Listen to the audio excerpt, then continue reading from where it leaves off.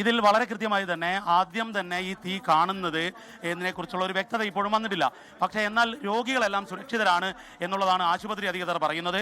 മറ്റൊരു പ്രധാനപ്പെട്ട കാര്യം, മാധ്യമപ്രവർത്തകർ ഈ രക്ഷാപ്രവർത്തനം ചിത്രീകരിക്കാൻ നോക്കുമ്പോൾ ബേബി മെമ്മോറിയലിന്റെ GM തന്നെ നേരിട്ട് മാധ്യമപ്രവർത്തകരെ തടയുകയായിരുന്നു ഉണ്ടായിരുന്നത്.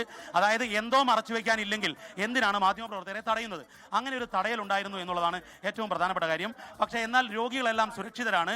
കാരണം 8ാം നിലയിലുള്ള രോഗികളെ 6ാം നിലയിലേക്കും 7ാം നിലയിലേക്കും മാറ്റി എന്ന് നേരത്തെ തന്നെ അറിയിച്ചിരുന്നു. അതായത് രോഗികൾക്ക് ആശങ്കപ്പെടാൻ ഒന്നും തന്നെ ഇല്ല. പക്ഷേ അപകടാവസ്ഥ നിലവിലില്ല. കാരണം തീ ഇപ്പോൾ ഫയർ എഞ്ചിൻ ഉപയോഗിച്ചുകൊണ്ട് കെടുത്തിക്കൊണ്ടിരിക്കുകയാണ്. പക്ഷേ ഈ 9ാം നില എന്ന് പറഞ്ഞാൽ ഓപ്പൺ ടെറസ് ആണ്. അവിടെ ചിൽ പ്ലാന്റ് ആണ് വർക്ക് ചെയ്യുന്നത്.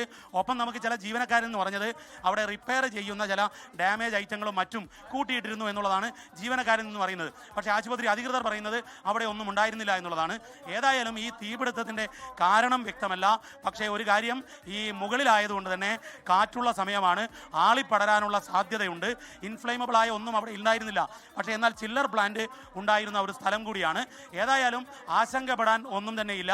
ലോകത്തെവിടെയായാലും ഏത് സമയത്തും 24 വാർത്തകളും ഓഗ്മെന്റഡ് റിയാലിറ്റി പാക്കേജുകളും എക്സ്പ്ലെയിനറുകളും വിശദമായി കാണാൻ ഞങ്ങളുടെ യൂട്യൂബ് ചാനൽ നിങ്ങൾക്ക് സബ്സ്ക്രൈബ് ചെയ്യാം.